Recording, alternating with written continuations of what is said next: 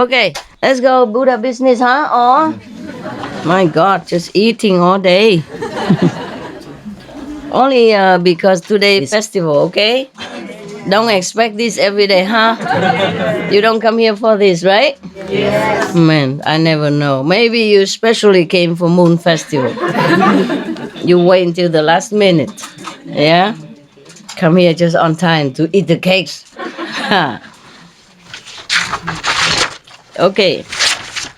The Buddha, when he was alive, he had also been blamed for things that was not true. You want to know about that? Yes. Because I had some bad names, because I thought, I was born in Vietnam, just a small Vietnamese woman. And Vietnam is not like famous or anything about anything. All you heard about Vietnam is war and refugees and poverty and all that. Just recently, they rise up already. Yeah, international standard. Even they are in World Trade. Organization. Huh? World Trade Organization. Yeah. Before even Russia. Yeah, at that time Russia was not admitted. Vietnam already inside. But you don't have any translation? You understood English? Hiểu hả? Có hả? Okay, good. And I had no back support, nothing, nothing. I was all alone. I went it all alone. If I was born in India and all that, then they would call me Guru, Mataji, Maharaji, Mataji, Babu, Baba, yeah, Samiji, yeah, Swami, Maharaji, whatever, yeah. But I was born in Vietnam, so I had nothing to be proud of, Yeah, at that time even just the war was just recently fresh, and Vietnam was still embargoed. Yeah, and now it's better. Yeah, the country is much better, and the government is more open, so people can come in and out of the country. Foreigners and Vietnamese alike. It's very good. Bravo for that. Yeah, it's even easier to go out of the country for doing tourism now than during the war. Yeah.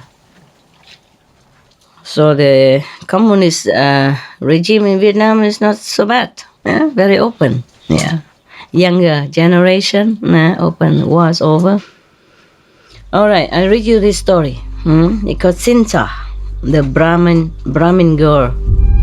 We should really thank the past masters, monks, and nuns and scholars who have taken time to record the Buddha's teaching after the master's nirvana, and also for the past and present persons, lay or monks or nuns who have really dedicated themselves, sacrificed their time and precious health or under any difficult situation to translate this so that I can read it to you. And we have to thank them.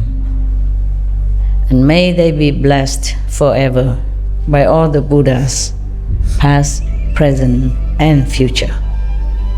May their merit be immense. May they be liberated forever.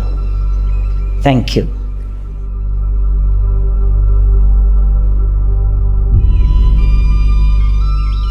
According to Buddhism and the believers and the tradition, when you read a sutra and all that, you have to put on incense, flowers, and bow to the sutra first and thank all the Buddhas and Bodhisattvas in 10 directions, all respectfully, before you read it, okay?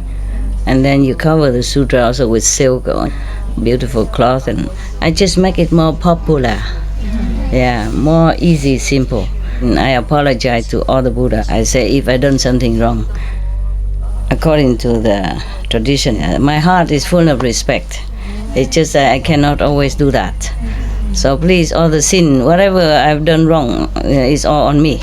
At least other people, they hear the names of the Buddha, according to the sutta, they will get benefit. Yes.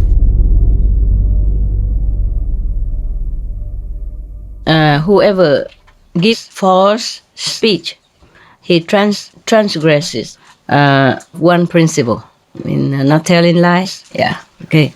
We have 5 principles, main principles, like shall not kill or harm anyone else, and not tell lies, and not steal, and not commit illicit sex, and not take intoxicants. Yeah. So telling lies is one of the main principles that we transgress if we tell lies. We should tell the truth only. So this story was given by the Buddha while he was in residence at Jetavana with references to Cinta Manavika. Stretch your legs, stretch your legs. Oh, I forgot. Stretch it. Oh, God. Ow. Ow. I'm also getting old like you too. Yeah. Oh, my knees are telling me that they exist. Thôi khỏi đâm bốt chứ nó mệt quá. Đấm bốt rồi đi rồi mai rồi làm sao? Quen rồi cái không có người đấm bốt. Vòng hoài không thấy ai mệt. Okay. This probably is told by Anand also. Most of the stories were told by Anand, and he said, "Thus I have heard." But this one translated, he omitted that. He just says this instruction was given by the teacher. He didn't even say the Buddha. What a translation. Okay. Of course, Buddha means teacher, master. Yeah, but different, wise, and compassionate. Yeah, powerful. Not just any teacher. So he should not translate it as teacher here. He should have said just Buddha then. Yeah, Buddha or master.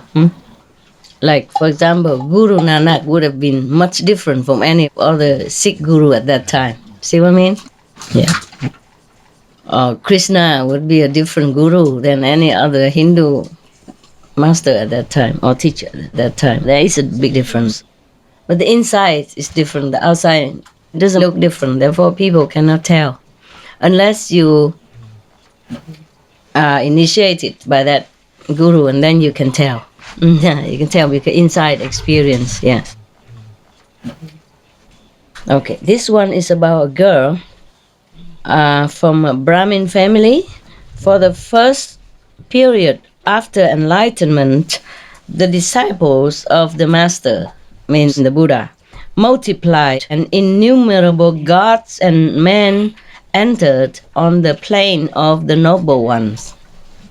Okay, spiritual practice. And as the glory of his virtues became widely known, rich gain and high honor were bestowed upon him. But as for the sectarians, loss to them were gain and honor alike, meaning the Buddha has become more and more famous. But the sectarians, the non-Buddhist practitioners outside, lost. They lost their fame, they lost their gain, they lost the trust from their disciples, maybe the public at large. Because they all flocked to the Buddha then. Yeah. So even as the fireflies lost their brilliance before the coming of the sun, and they gathered together in the street and cried out, "Is the monk Gautama the only Buddha? We also are Buddhas." They proclaimed like that. They felt so frustrated, disappointed, because the Buddha became so much famous and many people follow him and people also left them. They said, "We are also the Buddhas. Does that alone, which is given to him, yield abundant fruit?" They're asking questions. Yeah, that which is given to us brings also abundant fruit. Meaning, don't just give offerings to the Buddha, give offerings to us. You also have merit just the same. That's what they meant. Okay, jealousy, yeah. Also ignorance. They didn't understand what the Buddha truly was. Yeah, they didn't know his power. Their preachings just from outside, telling people, maybe repeating from the Vedas or from some other scripture. But the Buddha is an inner realization. Powerful from inside, can bless people, can save people, can liberate souls, even from hell. Different. These other teachers, they just talk, they just preach, but they don't have enough power to liberate people. They don't have the inner realization to manifest true wisdom. That is a difference, but they don't know that. Yeah, so you can't even blame them. You see, they're ignorant. They did not understand the true inner power of the Buddha. They just think, oh, he looks like me. He looks like us. Yeah. He also shaves his head and wear the monk's robe and go back in like us. So what's the difference? Why make offering and praise to the Buddhas and not to us? This is similar like that. Because they really did not understand. They probably did not mean bad. They just did not understand what Buddha, what an enlightened saint really means. Yeah. Therefore, you, all people, give alms to us, bestow honor upon us, means go praise them, offering to them. Yeah. With such words as these, did they appeal to the multitude. But for all their appeal, they got neither gain nor honor. They go out and make propaganda for themselves, but they got nothing out of that. Accordingly, they met together in secret and considered within themselves, by what means can we cast reproach upon the monk Gautama in public, and so put an end to the gain and honor bestowed upon him. They were thinking of some wicked scheme, trying to defame the Buddha. Yeah. In secret. Okay, these people, these mundane sectarian teachers, who has no wisdom, no enlightenment, no power, just want fame and name. Maybe like one of you, one of the people you mentioned before. Maybe some of them. Yeah, of course, they're everywhere. In every country there are such people. Yeah, it takes some great affinity and sincerity in order to discern who is who. Yeah. Because outside looks the same anyway, right? Outside looks the same. All humans look the same, huh? I look like her and she looks like me, and I look like her and I look like me. Other hair only. She's a Quebecois. Yes, Quebecois. Yeah? Quebecois. Quebec or Quebec? Quebecois. Yeah? Yeah, they speak different French. I had some friends. I met some of them before in Cayman. They are Quebecois. They said they spoke French, but I understood nothing. They did speak French, it's just a different accent. Yeah, you don't understand a thing what they're saying. Yeah, I thought they're speaking Greek or something. Okay. Now at that time, there lived in Savatthi a certain wandering nun named Sinta Manavika. A nun, mark this. Not a normal girl, huh? A nun. She possessed surpassing beauty and loveliness. Wow. A very celestial nymph was she. From her body proceeded forth rays of light even. Wow. She's not a normal nun. She had some good aura, some spiritual gain already. Yeah. So, listen. Now, a certain harsh counselor made this proposal to them, to this group of jealous teachers, sectarian teachers. They say, okay, if we engage the assistance of this woman, we shall be able to cast reproach upon the monk Gautama. Gautama means the Buddha. They did not call him the Buddha or master respectfully. They were just jealous. They call him by his worthy name, Gautama, the Prince Gautama. Yeah. But you see, I thought because I was a Vietnamese woman, born in Vietnam, and a small woman, don't look anything special, so some people don't like. But the Buddha also, you see, had problems. Jesus also had problems. But Buddha was even a prince. And he forsook all his kingdoms and richness and 500 wives, or some more, and his winter palace, summer palace, just to become a monk, to seek enlightenment. Still, They thought he just wanted fame and gain. You see that? Yeah, people are not all very reasonable because of ignorance. Okay, so now they want to defame him. Yeah, before all of his disciples, in the public even, disciples and followers. So they were trying to get this woman to do just that.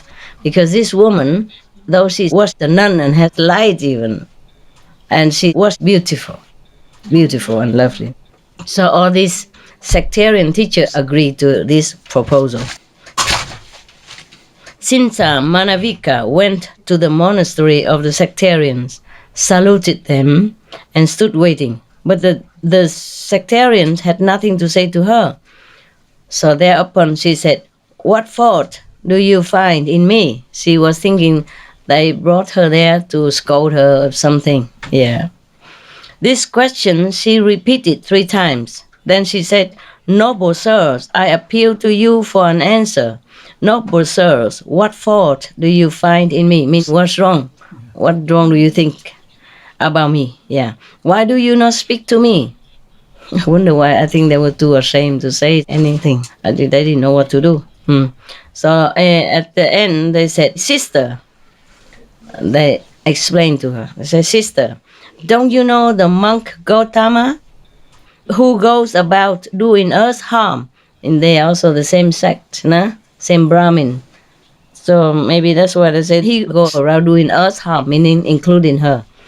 Depriving us of gain and honor alike. So the woman said, "No, sir, I do not know him. But is there anything I can do to help you in this matter?" So they said, the teachers, the sectarian teachers said, "Sister, if you wish us well, summon all your resources, contrive to cast reproach upon the monk Gautama, and so put an end to the gain and honor that people bestow upon him."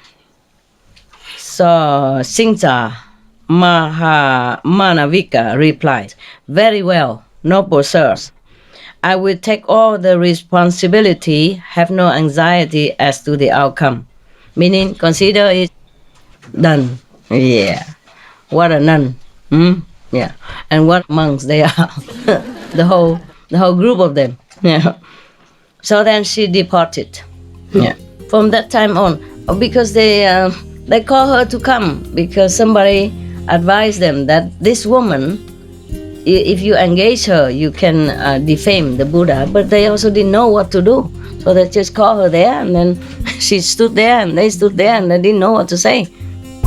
They called her to come because somebody advised them that this woman, if you engage her, you can defame the Buddha. But they also didn't know what to do.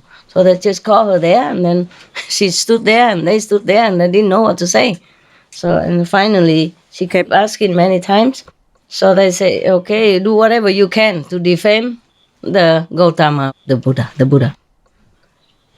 So she says she will do it. Woman, clever. Yeah. From that time on, she employed all her skills in the arts of a woman to effect her purpose. When the residents of Savatthi were returning from Jetavana after listening to the Dhamma from the Buddha, she would put on a cloak of red color and bearing perfumes and garlands in her hands, would walk in the direction of Jetavana. Okay? The followers and the disciples of the Buddha were walking from Jetavana to go home. And she, this woman, so-called nun, wearing a red coat, meaning very, very opulent, very eye-catching clothes and perfume and flowers and decorating makeup herself, was walking opposite direction to Jetavana, understand, to where the Buddha resided. Now you probably understood already what's going on. And then the people, of course, asked her, "Where are you going at this time of day?" She said, "What business is it of yours where I'm going? Say, mind your own business." She didn't even answer. And then she would reply that. And then she would spend the night near Jetavana at the monastery of the sectarians. And early in the following morning, when throngs of lay disciples were coming out of the city for the purpose of rendering the morning greeting to the Buddha, she would wend her way back and re-enter the city. As if she stayed the whole night in Jetavana Park, but she didn't. She stayed in a temple of these sectarian jealous teachers, yeah. So people ask again, where have you spent the night? People ask her. So she say, it's not your business where I spent my night. And then she just left again. So after the lapse of a month and a half, she kept doing like this, yeah. Whenever they asked her this question, she would reply, I spent the night at Jetavana alone with the monk Gautama in the perfume chamber. Yeah. Perfume chamber is a place where they build specially for the Buddha alone to stay, apart from other monks and people. So she says she spent the night with Gautama the Buddha in his perfume room. Yeah. So after 1 month and a half, then she replied like that. Before she just say, no, none of your business. But after a while, 6 weeks, she say, I spent the night with the Buddha. She didn't say the Buddha. She says Gautama the monk. Yeah. And by her answer, she caused doubts and misgivings to spring up in the minds of those who were still worldlings, meaning the ones who were not truly enlightened yet. They were not very highly enlightened and not very diligent in practice in order to perceive inside knowledge, not just by hearing, but knowing intuitively inside, or by vision, or by wisdom, knowing that it's not true or it is true. So they listen to her. This kind of people, easily swayed, yeah. Faith is not firm, enlightenment little, ego big, ignorance bigger. So they kind of doubt it now. They felt like believing in her somewhat. So these people were still worldlings, meaning they were not saintly yet, even though they were monks, even though they followed the Buddha, but they were not above the world level yet, not above human level yet. They call them worldlings.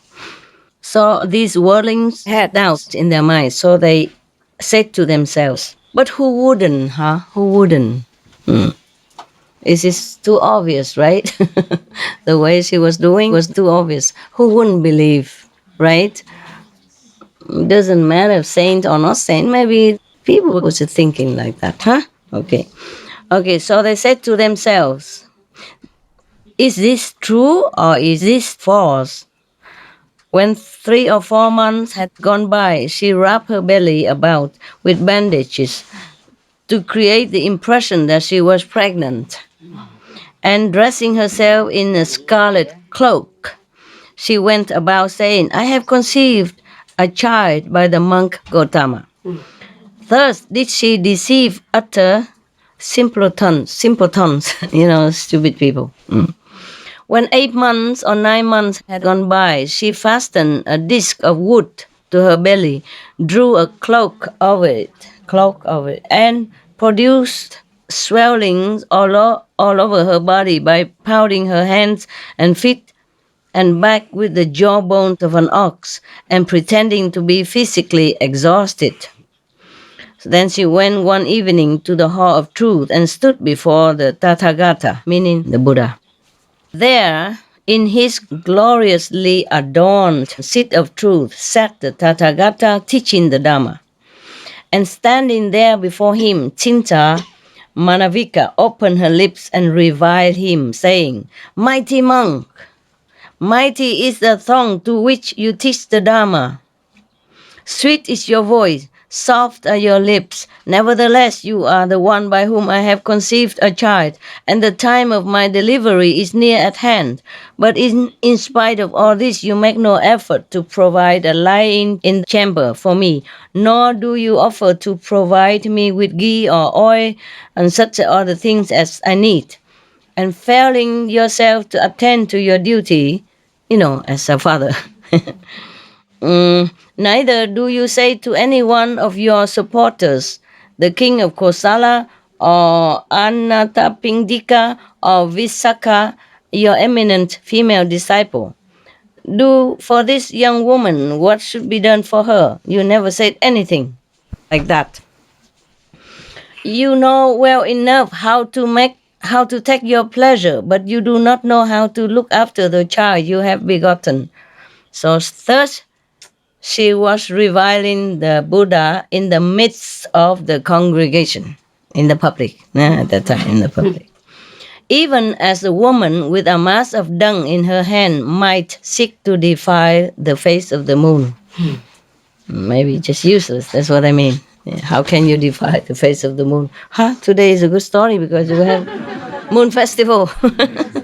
Mặt trăng. I did not think like that, but it's a proper story, huh? Moon festival, moon story, yeah, okay. So the Tathagata stopped his discourse, and like a lion's roar, he cried out. He yelled out. Normally the Buddha doesn't yell, but he probably was upset or angry at these lies. So he yelled he roared like a lion, saying, "Sister, as to whether what you have said is true or false, that is something which only you and I know." He didn't even deny it. Yeah. But this is the thing, Buddha behavior, they behave like that, very noble. He didn't say, "No, you tell lies, you woman, you wicked, you do not say things like this about me. You know it's not true." He didn't say that. He said, "Whatever you said, true or not true, only you and I know." He meant to her that she knew it was not true. And he knew it was not true. But he didn't deny, he didn't kind of trash her or anything. So noble, eh? In front of the whole assembly of lay disciples, monks, nuns, and kings, and everybody. He said nothing like that. So she said, "Yes, mighty monk, but who is to decide between the truth and the falsehood of what is known only to you and to me?" She mean, how can we tell anybody else? Huh? Everybody else should know about that. So at that moment, Sakka, the god, the lord of the 33 gods in the 33 pleasure heaven, his seat suddenly became hot in heaven. It's just a sign of something wrong in the world, some connection with him somehow. So he felt heated, his seat. So therefore he pondered the cause and became aware of the following. Sinsa Manavika is falsely accusing the Tathagata. Tathagata is one of the titles, the Buddha, okay? Yeah, meaning thirst come. So he said to himself, the god Sakka said to himself, "I will clear up this matter." So he set out with 4 deities for his assistants from heaven. And these 4 deities, his assistants, turned themselves, "Stretch your legs, man, stretch. Stretch correctly. Don't worry about the Indian custom with the guru and stretching leg in front of the guru. Nothing. Don't worry about it. I'm not Indian, so you're free."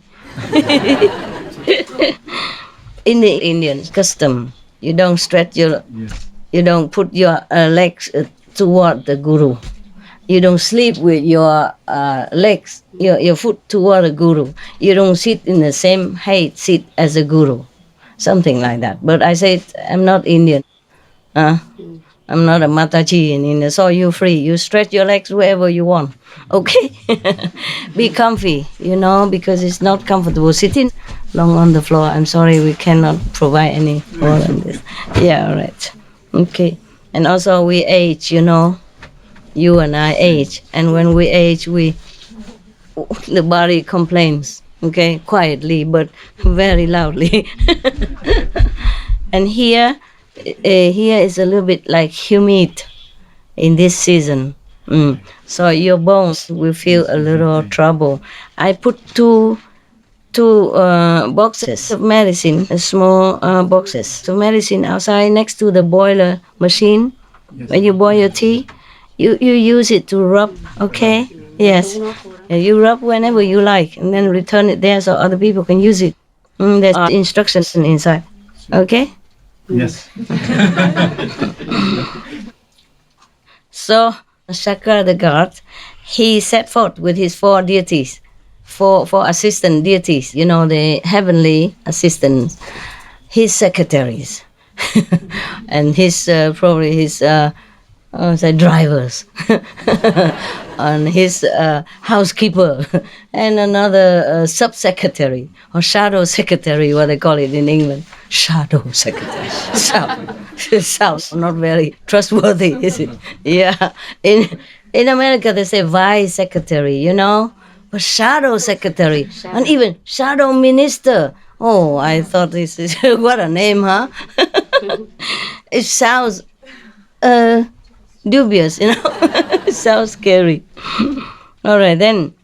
So he went down with the four shadow sub-gods, yeah? And then these four deities, or divas, or whatever, they change themselves by magic power into mice, rats. Okay.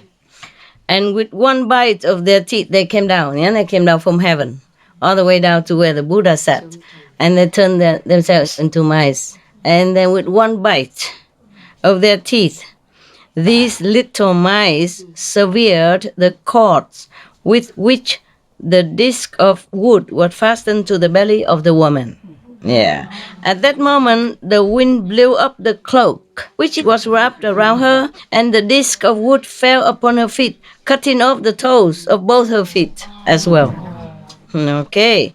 Thereupon the multitude cried out, "A hag is reviling the Supreme Enlightened One." So they spat on her head, and taking clods of earth and sticks in their hands, drove her out of Jetavana, where the Buddha was. The Buddha didn't say anything, but it just happened like that. Yeah. Okay. As she passed out of sight of the Tathagata, the great earth split apart. An abyss opened under her feet, and flames shot up from Avicii hell. Thus she was swallowed up, enveloped, as it were, in a scarlet blanket, such as is presented by a wealthy family, and reborn in the Avicii hell. Avicii hell is a hell that is non-stop punishment. You don't have 1 second of rest. They punish you forever and forever and forever. And it could be a very, very long time, like eternity. And this is called also like a non-stop, non-interrupted hell. One of the non-interrupted hell, meaning whatever punishment they meted out to you, you have it all day long, 24 hours, every second of the day. They make you die, they make you suffer, and then you revive again, and then you live again, and then you continue again and again and again and again. This is the worst hell of all, without any repose in between. This is reserved for the real deep criminals. Understand? The bad, the worst. Yeah. It's not that the Buddha wanted it that way. It's just her karma drew her down there. Not the Buddha. The Buddha never wanted to punish anybody at all. Not even the Sakka God want that. Just the karma draws people to where they belong. This is terrible to slander the innocent Buddha. Yeah, that's why. Yeah, the slanders who slander normal people. Yes, you will also reap punishment, but to slander an enlightened saint, this is the worst you can do to yourself. Yeah. So she went direct immediately with flames even shooting up to drag her down to the Avicii hell. From that time, the gain and honor of the sectarians decreased even further. They wanted to gain more, but now they got less. Yeah. But the offerings presented to the Master Buddha increased more and more. Of course, now his fame was more than before. Yeah. So actually, she was helping the Buddha. And the sectarians, in a way, were helping the Buddha. But as you sow, so shall you reap. they did not intend to help the Buddha that way. They intended to harm him. Therefore, they had to reap the consequences like that. And this is not yet to do with the other teachers yet. It's just the girl only. Yeah. Because she's the one herself thought of this scheme. You see, they also did not tell her what to do. They also didn't know what to do to defame the Buddha. But she herself, though being a nun in the Brahmin sect, is also very noble, thought of this way to really slander him, degrade him in front of the multitude. This is a terrible sin, understand? To slander someone and dishonor his reputation is just as bad as killing him, or worse, especially when that person is an enlightened saint and doing nothing harmful to no one, just preaching good and reminding people to do good or teaching them a liberation path. You see? That's why. Now, on the following day, the monks began a discussion in the Hall of Truth, just like the Hall of Meditation, where the master always comes and teaches and preaches. You know, where the Buddha comes and preaches to the multitude, they call it the Hall of Truth. Okay? Brethren, they talk among themselves. The monks say to themselves, like brothers, yeah? Brothers, Sinsa Manavika, because she falsely accused the possessor of eminent virtues, meaning the Buddha. This is one of his titles also. The foremost recipient of offerings, the supremely exalted, came to her utter ruin. Meaning this woman, she accused, the Buddha, the enlightened one, the Tathagata, the supreme virtue, etc. They're praising the Buddha with different titles, okay? Right. So therefore she came to utter ruin. The master, the Buddha, approached and asked them, monks, what are you sitting here now and talking about? So when they told him, he said, monks, this is not the first time she has falsely accused me and come to utter ruin herself. She did the same thing in a previous state of existence also. Having thus spoken, he said, unless a king discerns clearly faults on the part of another, after himself investigating carefully all the facts, both small and great, he should not inflict punishment, meaning you should not judge before you really thoroughly research about any matter, the facts. Yeah, that's all. So saying, he related in detail this Mahapaduma Jataka, the story of the past of this woman in connection with him in the former life. Yeah. Are you okay? You want to continue tomorrow? Yes. So tired, you all right? No, we are okay. Yes. We have some high chairs outside. Could you please get me a high chair like that? Then you could sit in the corner. Okay? Yes. Give me a high chair outside. One of those chairs that we put in the kitchen? Small one is good enough, just so that he can sit more comfortably. I feel your discomfort. I do feel that. Two chairs. For the two elderly... No, one only. One only? One only, okay. He's 74 years. Yeah, of course. Everybody is different. Bodies are different. Age different. A reaction different. So we cannot measure everybody the same. Yes. If he sit in the corner where you sit, then no disturbing. Okay. He changed. Okay. He coming. The chair coming. Okay. So we continue with the story of the past. Yeah. How this woman in the former life also did the same to the Buddha. Yeah. So she kept going up, slander him, and went back to hell. And then after cleaning up the sin, went back up again and did similar to the Buddha if he came back to life. The same with Devadatta. This is the thing. People are doing good things in this life or doing bad things in this life. Yeah, it's okay. Why don't you take the round chair instead? Can you? Yeah. Anyway. Is this chair safe? I saw it broken. No. Okay, come. Yes. Are you really okay? Okay. All right, good. You're a tough guy, huh? Yeah. Corner. Yeah, like that. Be careful with this spiritual equipment down there. Heavenly ears. Yeah, okay. Careful with the equipment. Okay, good. That's it. Buddha, go up to your days. I'm sorry for your inconvenience. Yes. Thank you. Yes, you are very welcome, my love. You're very welcome. Sorry, I should have taken care earlier. But I thought you're a tough guy, you know. We used to have chairs and sofa and everything here, but, you know, no room anymore. Yeah, it's not like my house is uncivilized like this. We had a table, dining table, chair, sofa, bed for me and for dogs. Now all gone out.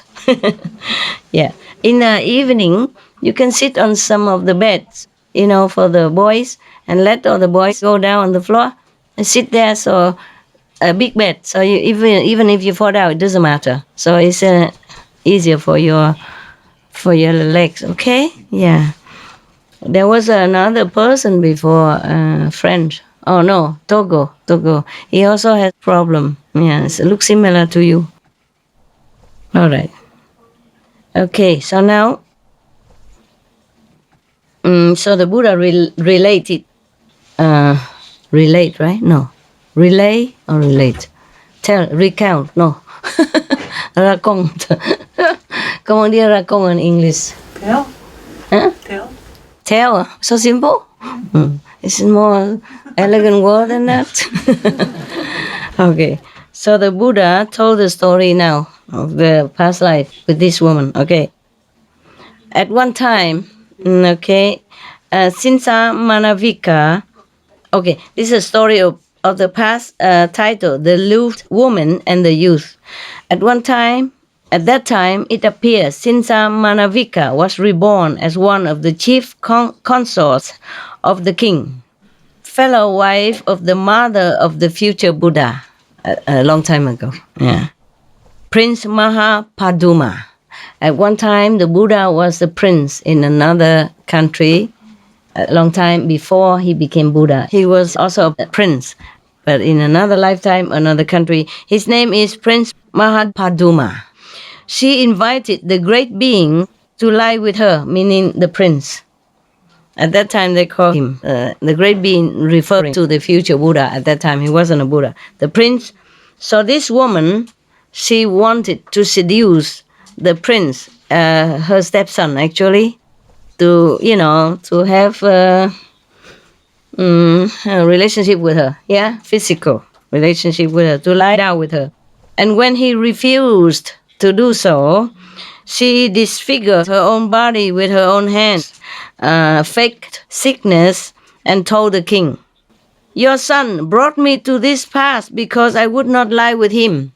She told the opposite story. Understand? Yeah. Woman.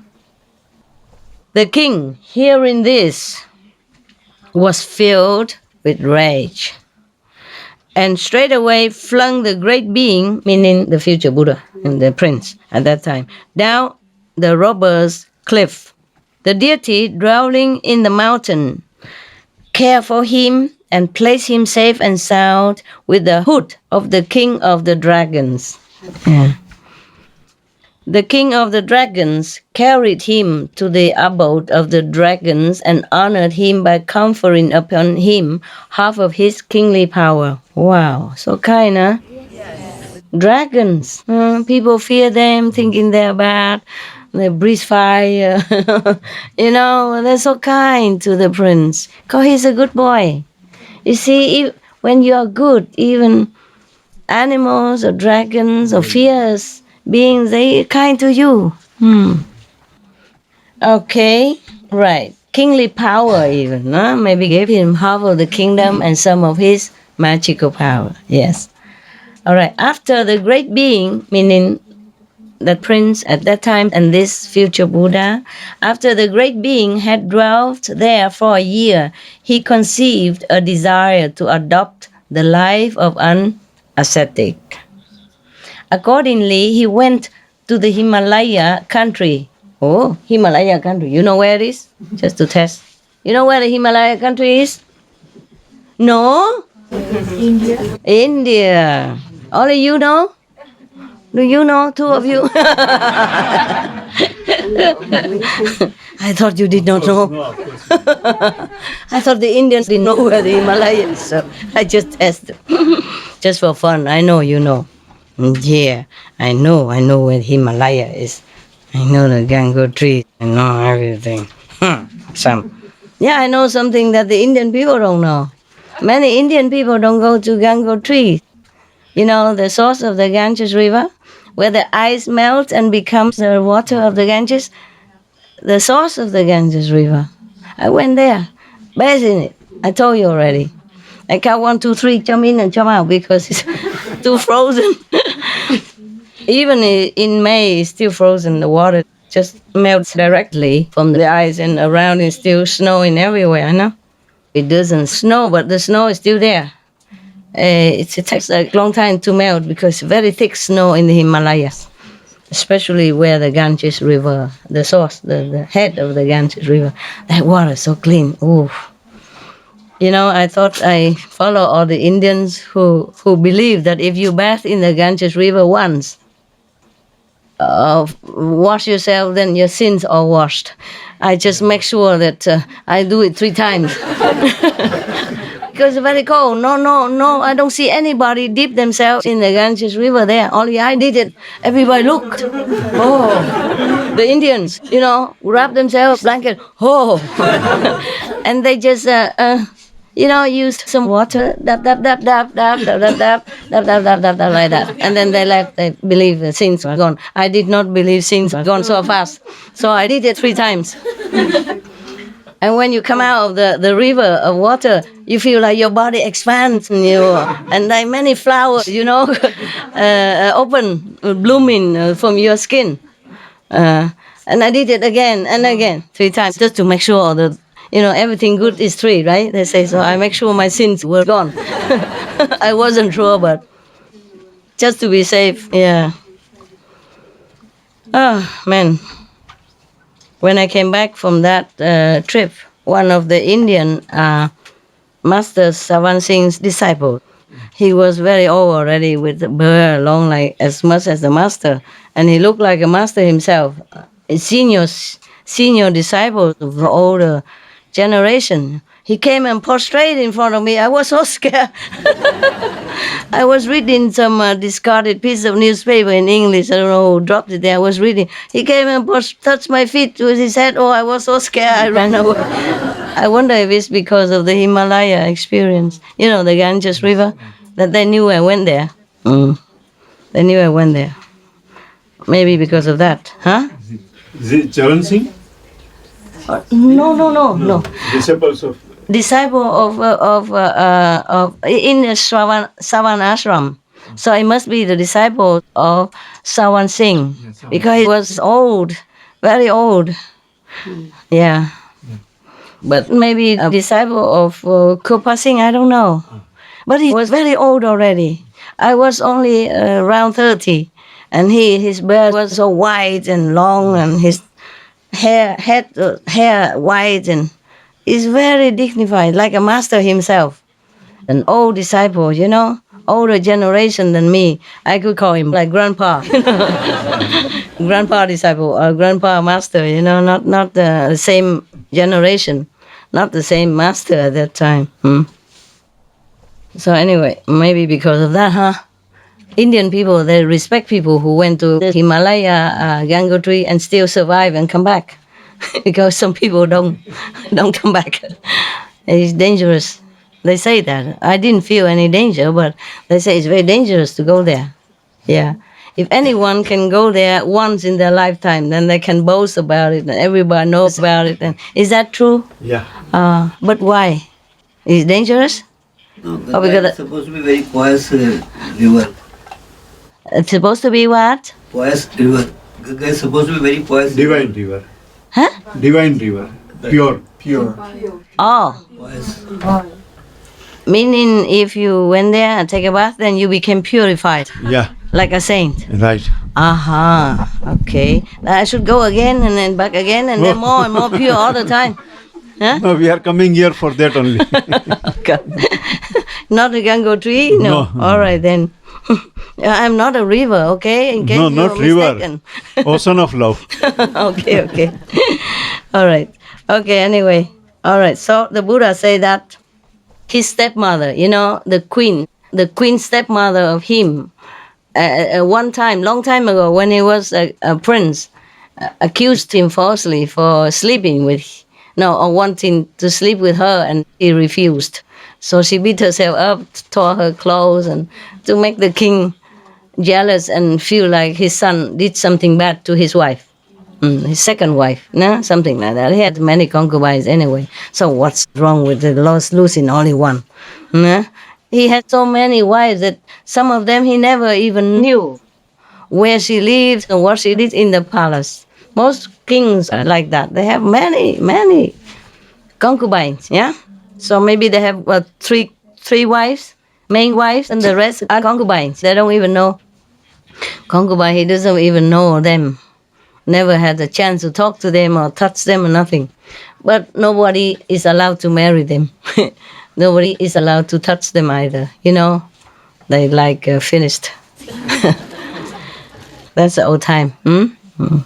So now the king threw him down the cliff, but the celestial beings and the dragons saved him and cared for him. But in 1 year after, he wanted to become a monk, ascetic monk, So accordingly, he went to the Himalayan country, right? India.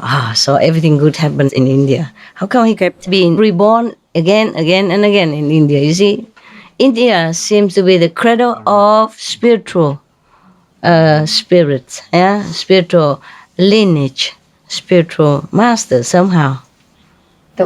I don't know why. Probably is a good place to be, because the Indian people, they respect so much the saints, and they have freedom of religion. They even worship stones, cows, rats, snakes. Yeah. So they harm no one, So if I go to India, I probably have all the great honor, never slander, nothing. Because even the rat can be guru there, so why not me?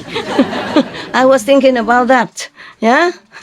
In other countries, some people believe, some people not. Some people pray, some people slander. But in India, I'll be safe. So one day, if you don't find me anymore here, then you know. You know why. Okay? And you know where I will be. Huh? Yes, Indian people, they're so pure. They have temple for rats. Yes. They feed rats. And that temple, one is very famous. There are a lot of rats live there, and they drink together in one bowl of milk. They give them milk every day. And the humans come and even drink with the rats.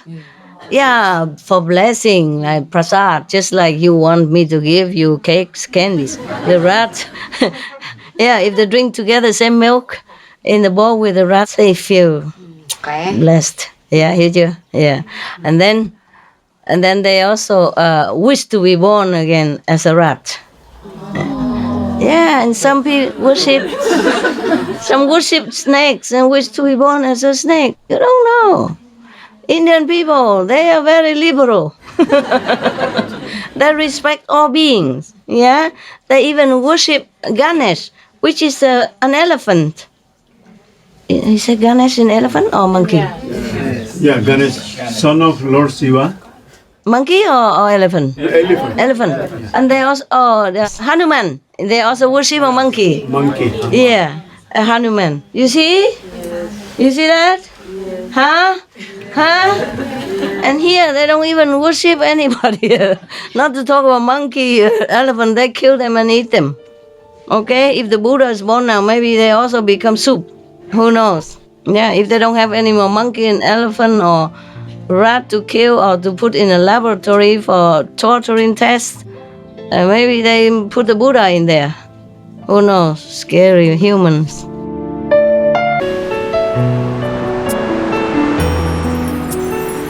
In India, you see, everyone is safe. I mean, as far as Hinduism and Buddhism are concerned. And afterward, there come other religions, after that, and become less so devoted. Yeah? influence from the outside. Yeah. Before, the Indian people were more pure. Yeah. But they still do now in many parts of India. When you go to a farmer, I went to some farm, some time ago on the road, and met some farmer girl. Immediately she greeted me, Hari Hari Ram Ram, means greetings to you, the God, something like that. They treat you like God. And they immediately, on their mouth, come out their lips, always God. Just a rural farmer girl. It's not like a sophisticated master or something. Yeah. It's very, very ingrained, in most of the Indian people. Yeah. Not all of them, of course, but most of them. And still keep this tradition of God devotion. Yeah. And all the temples, always hear chanting everywhere, Yeah. Beautiful. They chant all the time in praise of God. No matter what temple, no matter what they believe. Beautiful instruments they play and they sing. Yeah. Beautiful. I'm glad India exists. Yeah, I'm glad. So every year in winter, I repay the kindness of Indian people. Yeah, by giving the wandering monks, people blankets and something. The least I can do. Yes, every winter. The monks, they need the blankets. The wandering monks. They're Hindu monks or Buddhist monks, I don't know, whatever. The wandering monks, they're really ascetic. They have nothing. Some monks don't have anything to eat for two weeks or something like that because nobody gave him anything. Nah, never mind.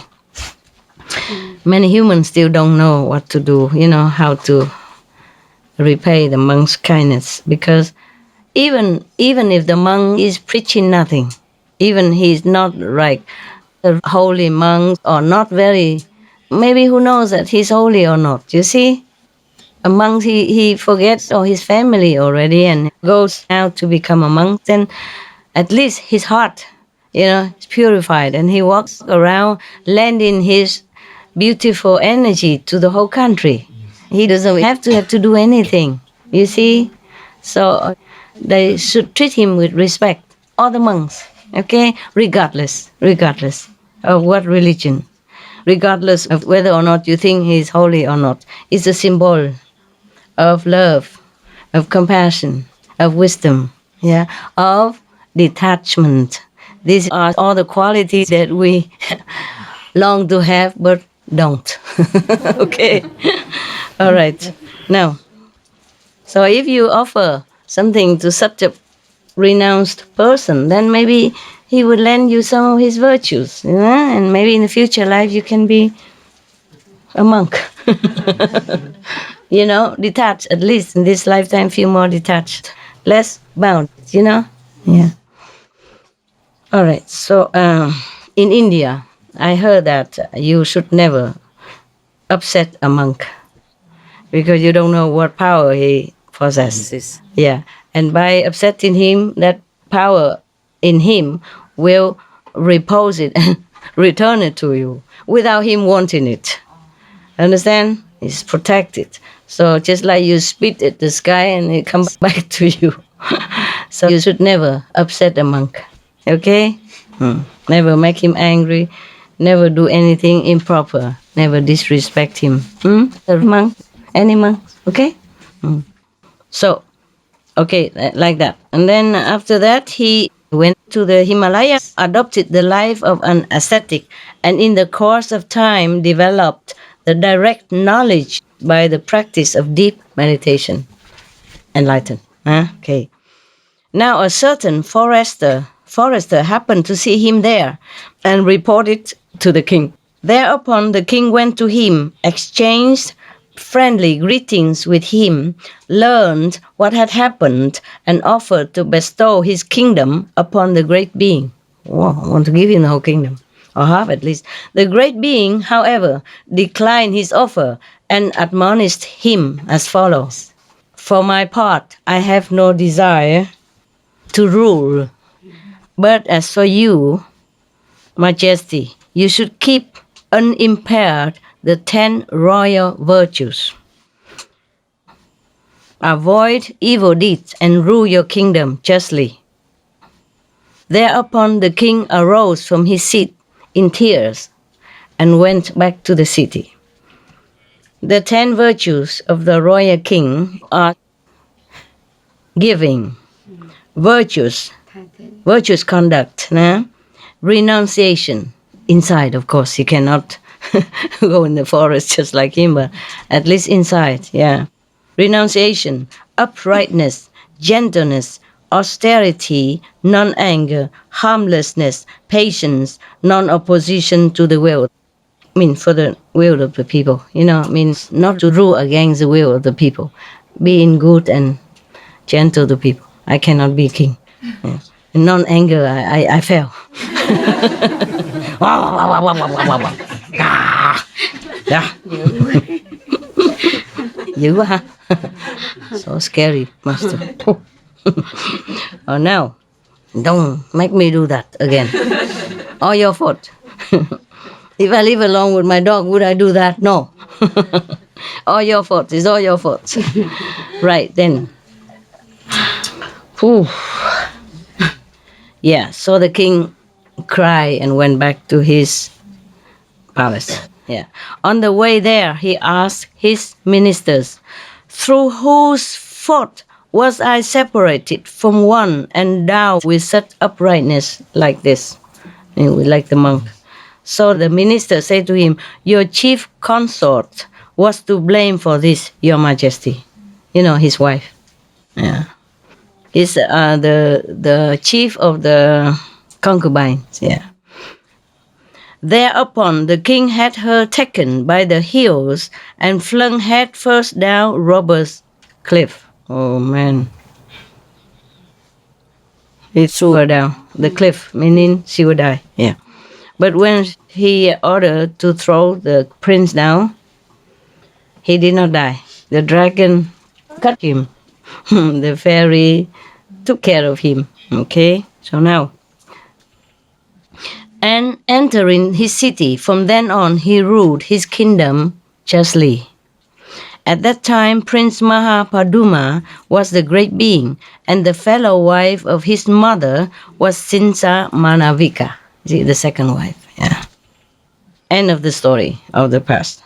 When the Buddha had made this matter clear, he said, "Monks, in the case of those who have abandoned one thing, the speaking of the truth, who have become confirmed in falsehood, who have rid themselves of the chance of a happy next world, there is no evil deed which way they will not commit." So saying, he pronounced the following stanza.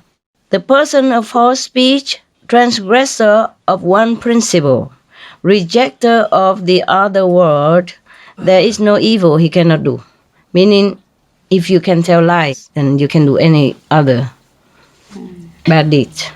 Even though it doesn't seem very big, the sin. We would think like killing is a greater sin than telling lies. But here the Buddha pronounced that if you can tell false, it means telling lies, harmless lies sometimes is okay.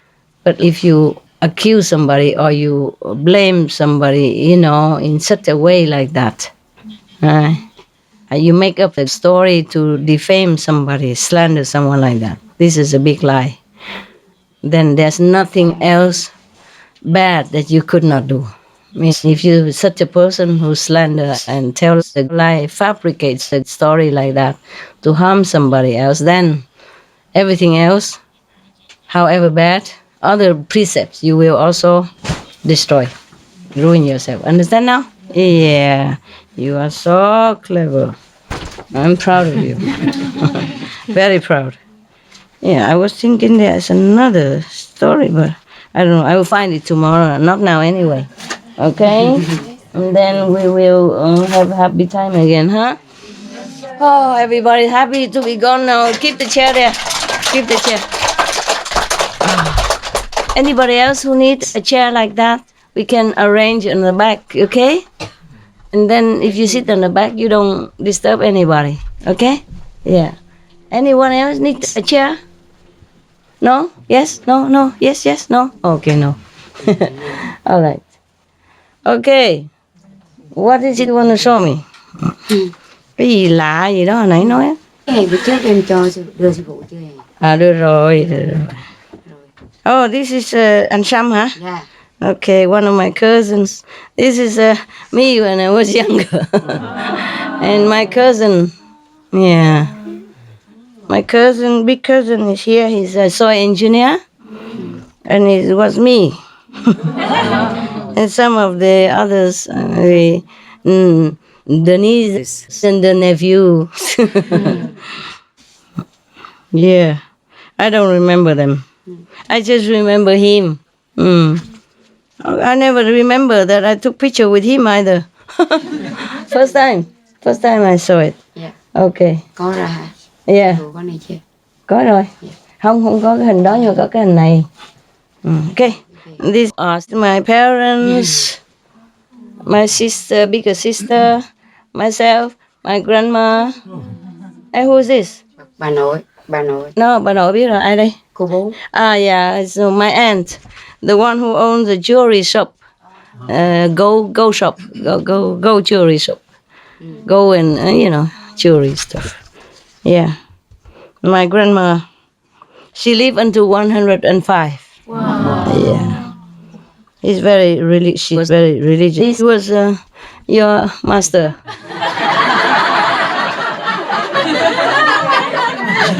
Yeah, your great master.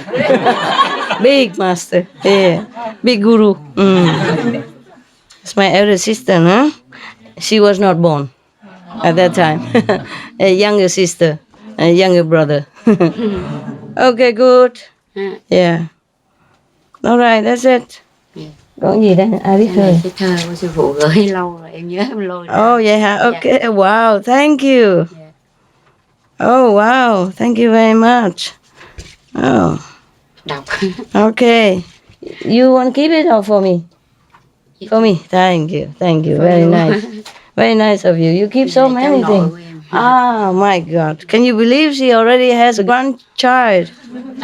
Trai hả? Dạ gái. Gái sao giống trai vậy? Okay. Girl. My grandchild. My granddaughter. Yeah. She's so young and already has one. Yeah, in Vietnam, her granddaughter is also my granddaughter. They will also call me grandma. Whoa, man. Feeling old. Ăn trầu. Feeling old. Yeah, I did not have this photo with him. I just have this photo alone. Dạ, cái này bữa trước em làm riêng rồi. Oh, yeah. Cái này chưa này. You want to keep it? Yeah. You want to give it to me? Yes, yes. All this? Okay, and this one, huh? Yes. Okay, thank you. Yeah. Cảm ơn. Cảm ơn em. Sure. You were not in the picture. Oh. Not in the picture. Đặc biệt. She says special. My sister, she's very sweet. She always says things very nice and positive, loving and kind. She was always very, very loving Sissy to my mother. I never could be like that.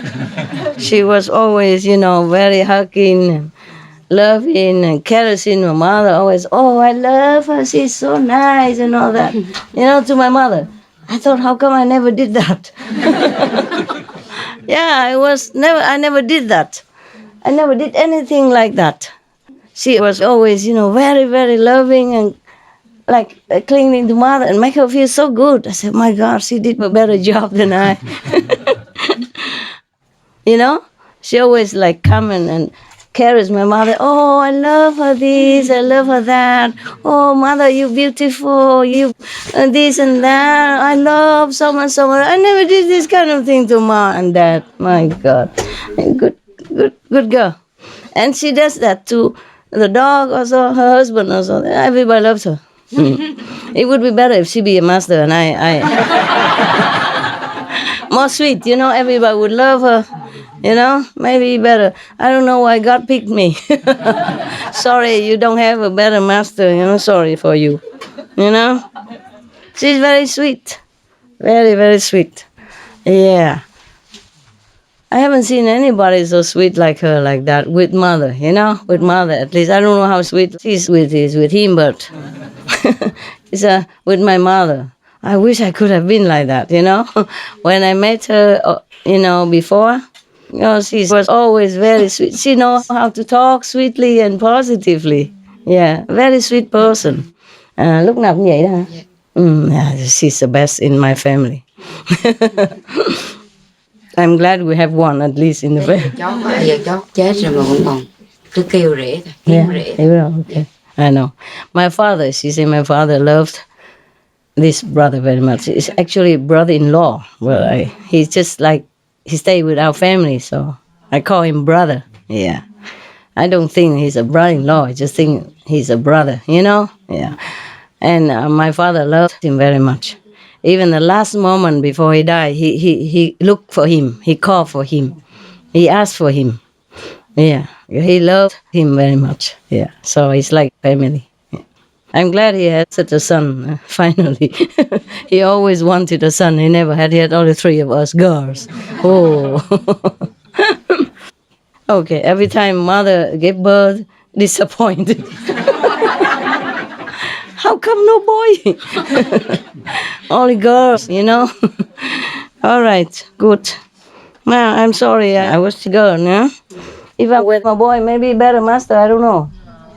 No? Why not?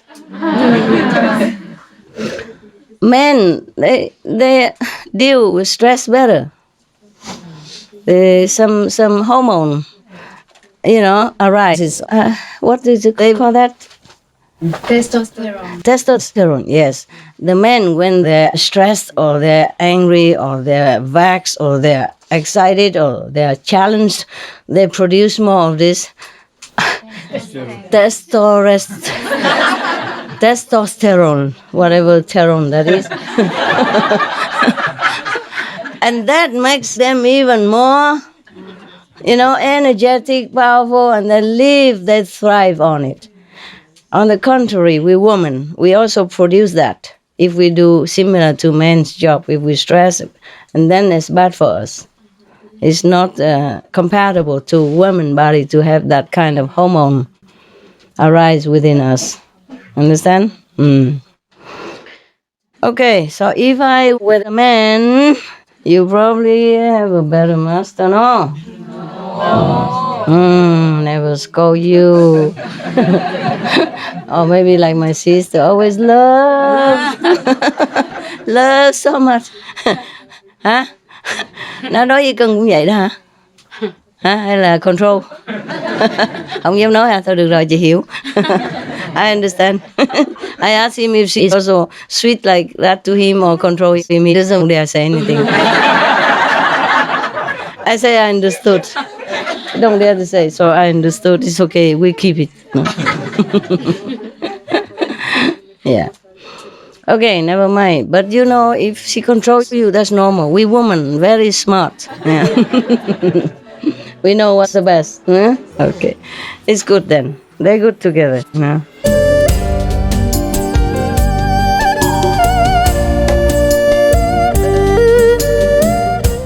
Okay, any questions at all concerning the lecture I just gave you? My God, so quiet. Suddenly. No problem? No. Okay, then that's good. Oh, we have champagne even. Non-alcoholic champagne. Want to drink some? Yes. Yeah, you still have your cup? No. Good. I'm trying. Careful.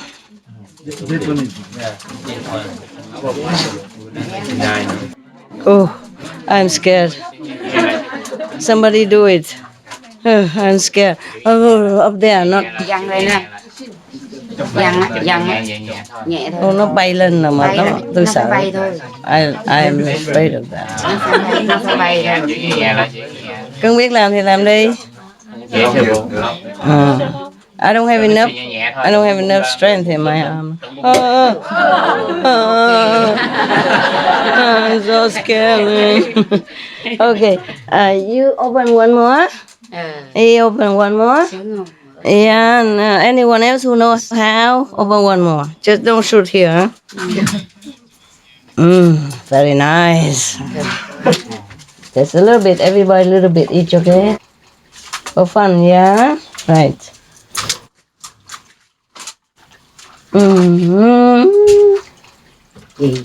Yeah.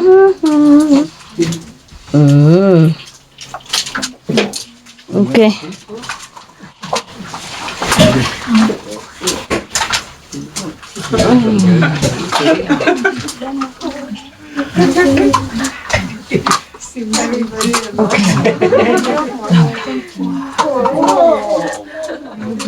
What is what's that? More, then we can have more. Yeah, after, okay? Drink that first and then we have second row, okay? Right now I make it more then. Where is yours? Pop. Bọc vui quá. Pop, pop, pop, pop, pop, pop. Welcome, my love. Để sư phụ đó.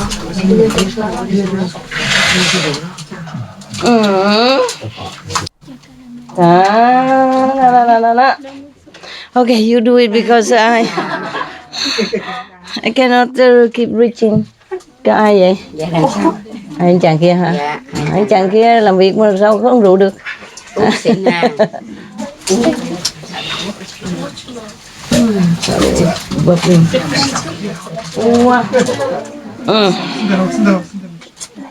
Continue, go. Đưa, go. Everybody one cup, okay? Này, there go. Oh, okay, thank you. Here don't have yet. Okay. Don't have. Never mind. You pour out for yourself. All right, it's good. Yep. Go. Boom. Come here. Your cup. Whose cup is that? Oh, cái này nó nhiều quá. Hey.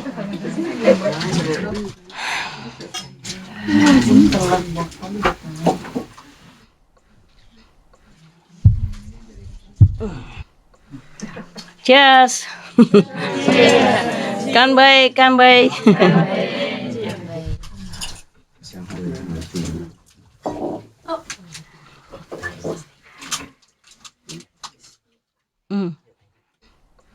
Oh, quick, drink.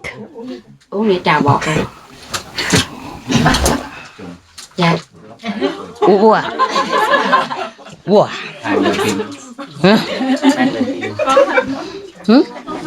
Thêm. Coi phim là sao? Tôi nó diet. Where's your cup? You have it? Yeah, good. He has it. Some girl takes care of him. Don't worry. Good looking guy. Everybody takes care. See, nobody takes care of me. See, I have to pour wine myself. Yeah, see that? And he already had it. Yeah. More here, come. Yeah, only. I don't want it. Sour, huh? It looks like champagne, huh? Looks very much like champagne. Beautiful, and it's a bubble and everything. Except no alcohol. Oh, it's good? Yes. Happy? Yes. Mm-hmm. Okay. You know what? We're going to eat some of this because always sweet. Huh?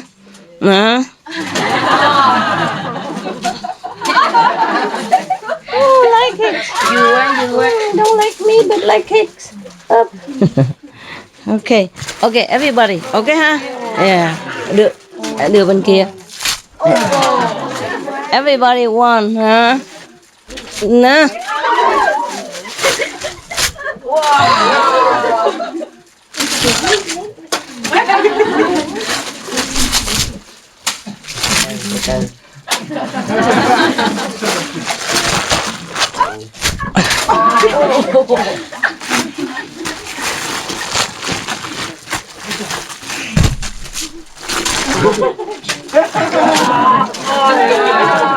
Có chưa?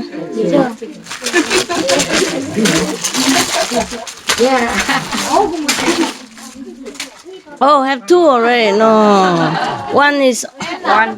we don't have a lot of people and time to go by. Not because of Yeah, we can't always go shopping. This is better to balance. It was too sweet before. Have? No have? Anybody don't have?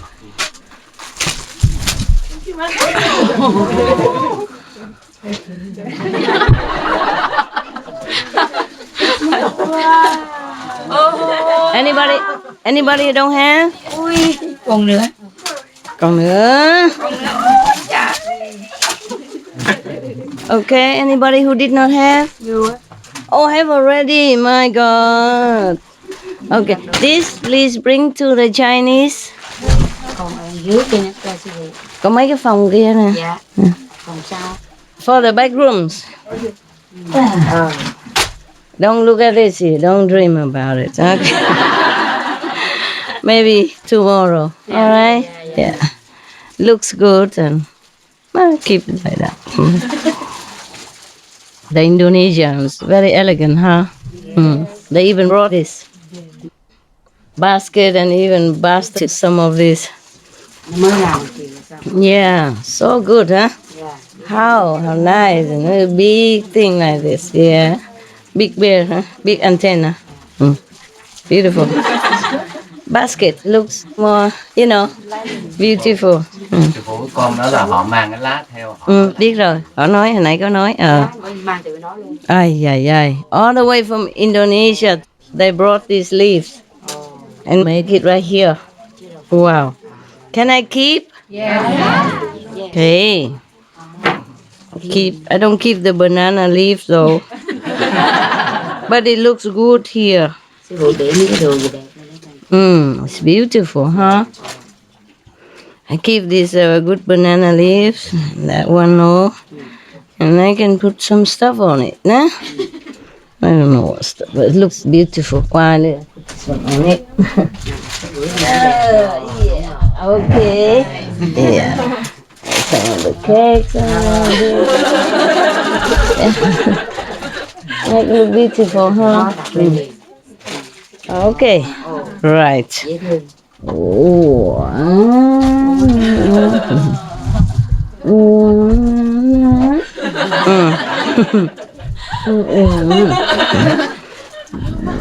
Thêm miếng. Đàn mới thầy và 4 cái con nữa. Đấy, đây nè. Nó nằm xuống dưới á. Okay, good. Có 3 con thôi, đâu 4 đâu. This maybe you don't have in India. Try it. You just press it until it's open. Eat the white thing inside, and don't eat the nut inside the white. Eat the flesh only. Yeah, Canadian, Brazilian, French Brazilian. Mauritius. Yeah. Australian. Yes. Don't have any more of that. Belgium. French. Just for fun, huh? Oopsie. You can take it. If it runs to you, man, it wants you, it likes you. Vietnamese don't eat. Korean, maybe? Korean. Mongolian. How many Mongolians? Raise hand. Mongolian. What? Mongolian. Mongolian. Mongolian. Mongolian. Mongolian. Korean. Korean. Yeah. This is a special grapefruit from Asia. It's not the same as grapefruit in. Do you have them green like this? In the same? Give to you then. Oh, sorry, love. You peel it. It's still clean if you peel it. No. No. Don't be jealous, no. Vietnam, you eat a lot. No, I give him this one. Đó. Okay. Cô kia. Đó. Lao. Đó, đúng rồi. Okay. You Vietnam, Indonesian, they have. Yeah. Never mind. Read it. Because you don't know it, mostly. So I gave it to you. The Asian people, they know all this. Yeah. Mangosteen. I caught it.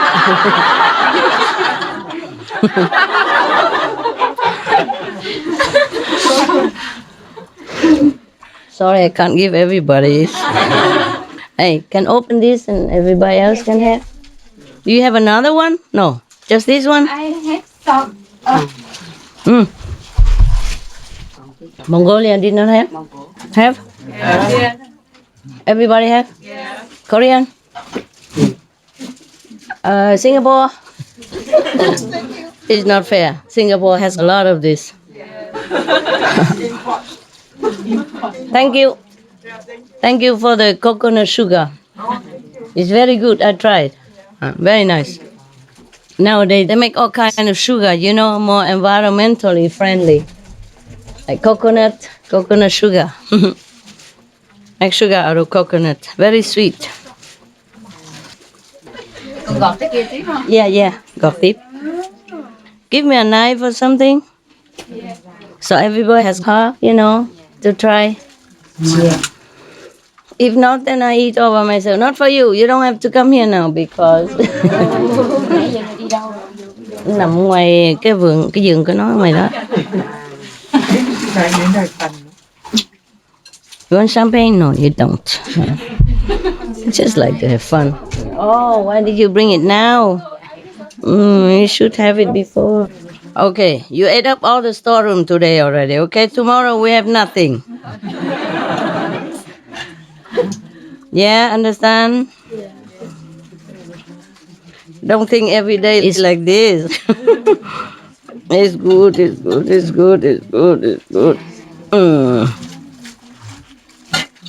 Don't eat the pill just because master touch it. Huh? Who doesn't have? It's okay. Next one. Lần tay. Oh, you have already. Okay, then don't need. Oh, sorry. You found it? Oh, good. It's on your body. No problem. Okay, then. Don't have also in Mauritius, right? Yeah. Rare, right? This one we have. You have? This you don't have? Yeah, this one we have. India have this? Yeah? Have? Imported? You have this one. Bigger. Bigger one is lychee. Yeah, lychee. Lychee is more famous. Yeah, very good. This is called dragon eye.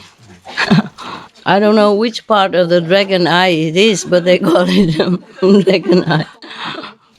It's good. I'm going, guys, because we just sit here eating. I'm not doing any job here. Let me see whom I give. Indonesia have this? Yes. Then you don't. Here, Canadian. Australian. Brazilian. No, Belgium. Mauritius. One more of this, because you don't have it yet. Sorry, love. Take it. I give it. Okay. Some more Indian. Bombay, yeah? Both of you Bombay? Yeah. I have not been to Bombay, sorry. Oh, I don't know how to give you this, so forget it. Forget it. Oh, it's difficult. You have to cut them, Okay, so...